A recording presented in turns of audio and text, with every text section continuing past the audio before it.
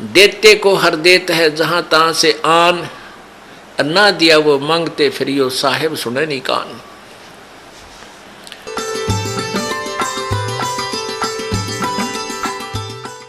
यहाँ तो परमात्मा के लिए वो प्यारी आत्मा आती है जो परमात्मा के अंश हैं, जो पिछले जन्मों से उनके चरणों में कहीं ना कहीं किसी ना किसी रूप में वो उनके साथ रहे हैं। अब वो पार हो नहीं पाया, भटक रहे हैं, उनको फिर परमात्मा अपने बच्चों को इकट्ठा कर रहा किसी ना किसी माध्यम से, कोई टीवी से, चैनल से, या किसी पुस्तक से, या किसी मित्र से, रिश्तेदार से, भाई बहन से अपना संदेश भिजवा कर इनको फिर शरण में ले रहा है। तो ऐसी प्यारी आत्मा जो परमात्मा के बच्चे यहाँ आते हैं और इनके लिए जो सेवा होती है, ये धर्म यज्ञ है। इस धर्म यज्ञ में आपका पैसा लगता है, इससे आपको पुण्य होता है, और जो पैसा आपका किराए में लगा वो भी आपका पुण्य के अंदर लगा।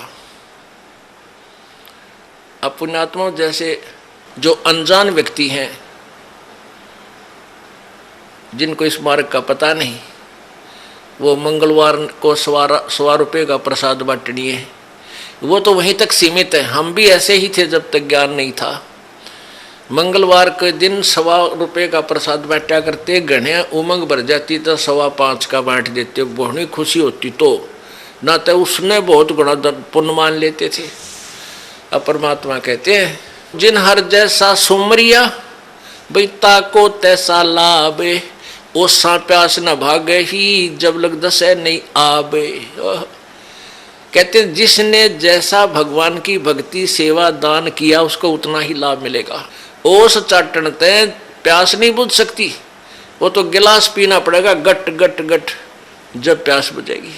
तो ये जो स्वाप का प्रसाद 100 रुपया पल्ले बांध लिया माता का हमारा नहीं हो जा, और ये छोटे मोटे जो दान हम करा करते, ये तो ओस चाटन वाली बात थी। और अब यहाँ आपने गिलास के गिलास पीने पड़ेंगे, और देगा वही परमात्मा। अब देखना खेल मालिक का भगवान क्या किया करता है। अभी तक हम परमात्मा से सुख लेने के लिए पहाड़ों पर चढ़ गए, बर्फों पर चल पड़े, मालिक वहाँ मिलेगा उस मंदिर में, हम चले गए वहाँ मिलेगा, वहाँ पहुँच गए, कोई संत मिला उसके पास जाने की चेष्टा की, लेकिन वो चीज़ नहीं मिली। अब आपको वो वस्तु मिलेगी जिसकी गुण गाया करते थे, जिसकी आपको चाह थी, तड़फ थी, और जिसके विषय में सदग्रंथ संकेत किया करते थे। भगवान ऐसा करता है, भगवान कोढ़ी को स्वस्थ कर देता है, अंधे को आंख दे सकता है, बांझ को पुत्र दे देता है, निर्धन को धनी बना दे, कंगाल को राजा बना दे, और हर तरह के सुख भगवान ही दिया करता है। तो वो परमात्मा आपको अब मिलेगा, वो ही आपको सुख मिलेंगे जो भगवान दिया करता है। क्या बताते हैं, पर्वत पर्वत में फिरा भाई कारण अपने राम, फिर राम जैसे संत मिले जिन सारे सब काम। परमात्मा की चाह में अपने संकट निवारण के लिए पर्वत पर्वत घूमा फिरा, कहीं भगवान मिल जावे, और ऐसे संत मिल गए जहां मेरे वो भगवान जो काम करता है और वो काम वहां हो गए हमारे। तो कहते राम जैसे संत मिला जिन सारे सब काम। तो पुण्यात्मा यहाँ आपको वो सुख होंगे आप सोच नहीं सकते, क्योंकि हम भगवान इतनी तो समझते हैं कि भगवान हमें सर्व सुख दे सकता है, लेकिन वो हो कहीं से नहीं रहे थे। अब आपको यहाँ से वो सुख होंगे जो आप सोच नहीं सकते कि ऐसा क्या भगवान वर्तमान में भी कर रहा है। तो ऐसे संत मिले तो हमें वो सुख हुए। परमात्मा जैसे ही संत मिले जो परमात्मा सुख देता है, तो आपको इस दास के माध्यम से कबीर भगवान परमेश्वर जी आपको वो सुख देंगे जो भगवान दिया करता है, क्योंकि वो पूर्ण परमात्मा है। जो ऐसे व्यक्ति हैं जो इस तत्व ज्ञान से परिचित नहीं है, वो क्या कहते हैं, क्या सोचते हैं कि भी तुम जाते हो, महीने में 2 बार जाते हो, महीने में 1 बार जाते हो, किराया भी लगता है, काम भी आपका, कार्य भी आप छोड़कर जाते हो, तुम क्यों अपना नुकसान कर रहे हो। पुण्यात्माओं, अब उनको तो ज्ञान नहीं इस बात का, वो तो बालक है, अनजान है। जैसे एक कोई शहर का बाबू था, शहर में ही, बड़े शहर में वो पला, वहीं जन्मा पला बड़ा हुआ, नौकरी योग्य हुआ, उसकी नौकरी, उसकी सर्विस लगी रूरल क्षेत्र में, गांव में, और वो अपनी ड्यूटी ज्वाइन करने के लिए गांव में कार्यवर्ष जा रहा था। वहां पर एक खेत में किसान हल जोत रहा था बैलों से और गेहूं बीज रहा था। अब उस शहर के बाबूजी ने तो वो गेहूं अपने घर में देखे थे और एक ठेके में, एक टैंकी में, उसमें से माँ निकाल कर देती थी, नौकरानी आटा पिसवा लाती थी और माता बना के भोजन दे देती थी। वो बाबूजी खा के और बड़ा हो गया था। उसने ये नहीं पता था ये गेहूं कैसे उत्पन्न होता है, कैसे बनता है। और जैसा भी अपना व्यवहारिक ज्ञान उसको था कि भाई गेहूं की बड़ा अभाव है अपने भारत में और इसको बर्बाद नहीं करना चाहिए, बड़े संभाल के रखना चाहिए, क्योंकि वैसे माता पिता भी कहते हैं भाई अन्न को बर्बाद नहीं करना चाहिए, बड़ा ये जीवन दाता है। तो वो भी भावना उसमें थी।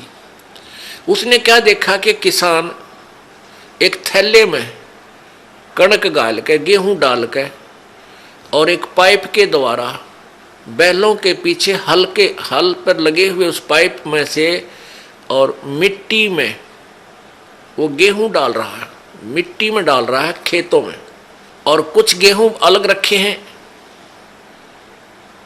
जिनको दूसरी ट्रेन में वो उठाएगा। तो उसने देखा कि भाई ये आदमी के क्या मिट्टी में क्या डाल रहा है। उसने देखा गेहूं रखे हैं, ये गेहूं ही बीज रहा है। तो उस किसान से कि मुट्ठी से भी उसने देखा गेहूं डालता है, उसको पक्का हो गया कि ये आदमी मूर्ख है जो ऐसी बढ़िया वस्तु, खाने की वस्तु, अन्न गेहूं को और मिट्टी में डालने लग रहा। अच्छा पागल। अब उसको उस बाबूजी ने कहा उस गेहूं बीजने वाले हाली से, किसान से, कि भैया एक बार रोकना। अब किसान ने सोचा भाई शहर का आदमी दिखा है, कोई रास्ता पूछता होगा। उसने बैल खड़े कर लिए, रोक दिया हाल। हाँ बाबूजी बताओ क्या काम है। तो बाबूजी ने बोला अरे तू मूर्ख है क्या। वो शहर वाला बाबू बोला अरे किसान तू पागल है क्या, इस गेहूं को बर्बाद कर रहा है, ये तो बहुत संभाल के रखने का है। ला गया लेक्चर देन जिसा उसने बेरा था बोली पीरियड ने।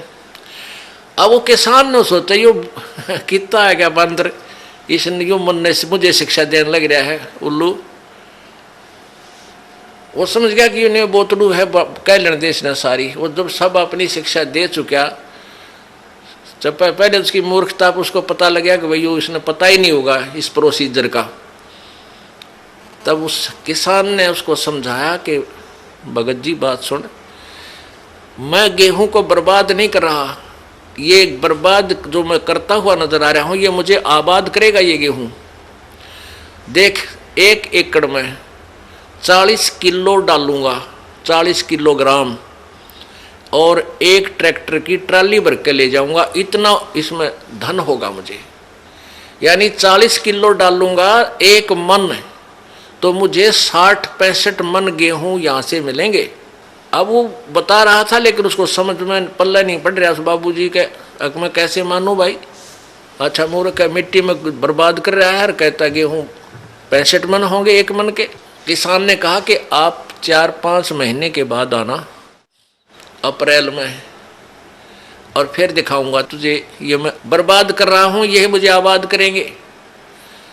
अब वो चला गया। वो फिर आया इसी प्रकार अप्रैल के महीने में। उसने देखा, किसान ने उसको दिखाया कि 1 कनक का दाना डाला था और कम से कम 10-12 ये गुच्छा बन गया देख नीचे से, और प्रत्येक पौधे के ऊपर 1-1 बाली आई है, एक बाली में 30-40 दाने हैं। उसने ऐसे करके वो दिखा, देख बाबूजी। तब उसकी चौंध टूटी, भाई आप ठीक कह रहे थे। तो पुण्यात्माओं, जो आज आप दान कर रहे हो, किसी प्रकार यहाँ भगवान के दरबार में आने का आपका किराया तक भी आपके पुण्य में लिखा जाएगा। और जो अनजान है वो तो ऐसा समझ लो जिसने कभी देखा ना हो गेहूं उत्पन्न कैसे होते हैं, उस 4 मन गेहूं को ही चिपटा बैठा रहा, उसी को सुरक्षित रखे, आगे कहाँ से मिलेंगे उसको। तो आप जो पुण्य कर रहे हो, ये दान कर रहे हो, यही आपको आबाद करेगा। कहते हैं देते को हर देत है जहां तहां से आने, नहीं दिया फिर मांगते फिर यो साहिब सुने ना कान। जिन्होंने देखो आज एक तो इतना गरीब है, फाइनेंशियली इतनी वित्तीय हालत उसकी कमजोर है कि रिक्शा चला रहा है, एक ऐसा है मजदूरी कर रहा है, एक रिक्शा चला रहा है, एक उसके अंदर विराजमान है, बैठा है, दोनों ही मनुष्य। तो पुण्यात्माओं, एक गाड़ी चला रहा है ड्राइवर, एक मालिक उसमें बैठा है और गाड़ी भी मालिक की है। तो इतना भेद यूं क्यों हो गया? क्योंकि पिछले जन्म जन्मांतरों की जैसी भी जिनकी भक्ति शक्ति है, जितना भी जिन्होंने पुण्य किया हुआ है, वो आज आपको ज्यों का त्यों दे रखा है। जिन्होंने पीछे कोई पुण्य किया नहीं, वो आज कंगाल है और एक एक पैसे को मांगते फिर रहे हैं। अब कोई नहीं सुना है, अब देते को हर देत है। जिन्होंने दान किया उनके ठाट ठाट कर रखे हैं। छोटा सा बच्चा बिजनेस में लग जाता है और चारों तरफ से उसके पूरी प्रोग्रेस हो जाती है, विकास होता है, क्योंकि उसने पिछले जन्म में पुण्य कर रखे, वो भगवान दे ही देगा, उसमें टोटा होने ना दे उसके। तो इस प्रकार अब आप जो दान करोगे, प्रथम तो आप इस बात से परिचित हो जाओगे कि अब जो दान करोगे उसका बेनिफिट केवल अगले जन्म में लेने की चाह मत रखना। आप जो भी पुण्य करोगे या भक्ति करोगे, अपना जन्म मृत्यु का रोग कटाने के लिए ही करना। फिर रही बात आपको यहाँ की सुविधाएं, ये तो अपने आप मिलेंगी। ये भक्ति का जो बाई प्रोडक्ट है, यहाँ की सुविधा तो आपको फ्री ऑफ कॉस्ट देगा। ये भक्ति की विधि ऐसी है, ये भक्ति का वो यथार्थ वे है, पूजा का साधन है, जिससे आपको यहाँ की सुविधाएं तो अपने आप मिलेंगी, मांगने की आवश्यकता नहीं पड़ेगी आपको। जैसे गेहूं बीज दिया किसान ने, अब किसान का प्रथम उद्देश्य है कि भाई गेहूं हो, मेरा बालक मेरा परिवार भूखा ना मरे, हम जीवित रहें, अन्न को खाएं। और उसके साथ फिर भूसा और बन गया, वो तूड़ा बन गया, तूड़ा जिसको चारा बोलते हैं पशुओं का, वो तो पहले बना। उसका उद्देश्य केवल ये था कि मुझे गेहूं मिले। यहाँ भी आप देखते हो कि कई लोग ऐसे हैं पैसे वाले, इतना उनका बड़ा फार्म होते हैं, इन क्रेनों से कटवा डालते हैं गेहूं की बाली बाली निकाल लेते हैं और नीचे वो तूड़ा चारा काट कूट देते हैं, अंदर ही पड़ा रहता है। उनका उद्देश्य गेहूं बीजना ही था। और वो जो तूड़ा है, वो चारा, वो फ्री में होता है, वो अवश्य ही होगा। तो आप यहाँ संसारिक जो आपके ये कार कोठी और धन सुविधाएं आवश्यकता है, ये तो तूड़ा समझो इस भक्ति का, ये चारा आपको आप पे मिलेगा। और असली धन है मोक्ष। जो बाली है वो गेहूं समझो मोक्ष है। हमारा उद्देश्य मोक्ष प्राप्ति रहना चाहिए, ना कि वो चारा ही प्राप्त करना। अगर चारा उद्देश्य रहेगा तो आप परिपक्व नहीं होने दोगे उस फसल को, गेहूं को, और कच्चे कोई पशुओं को डालकर आप भूखे मर जाओगे, कंगाल हो जाओगे।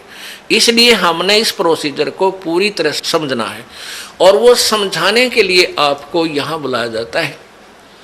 अब बताओ, हमने आपको यहाँ बुलाकर क्या क्या कराना है? कोई काम नहीं, कोई सेवा नहीं। सेवा तो हम आपको तैयार करें पावा सारी, बच्चे लग रहे हैं यहाँ, पुण्यात्मा जिनको पता लग रहा है कि ये सब अपने भाई हैं, सतलोक के वासी हैं। अब ये भूल भटक गई, यहाँ काल के जाल में फंसे हुए हैं, और इनकी जितनी हम सेवा करेंगे, ये मालिक के बच्चे हैं, परमात्मा लाभ देगा सेवा करने वालों को। और आपकी फिर यहाँ ऑपरेशन होगा मोतियाबिंद का। तुम कहाँ फंसे हुए हो, क्या करना था, यहाँ आए किस लिए थे, तुम कर क्या रहे हो? कोटि जन्म तन भर मत होगे, कुछ ना हाथ लग्या रे, कुकर शुकर खरबा बोरे, कौआ हंस बुगारे। करोड़ों जन्म हो गए तो आप जी ने यही कर्म करते हैं ना, अभी तक कुछ भी पल्ला ना पड़ा।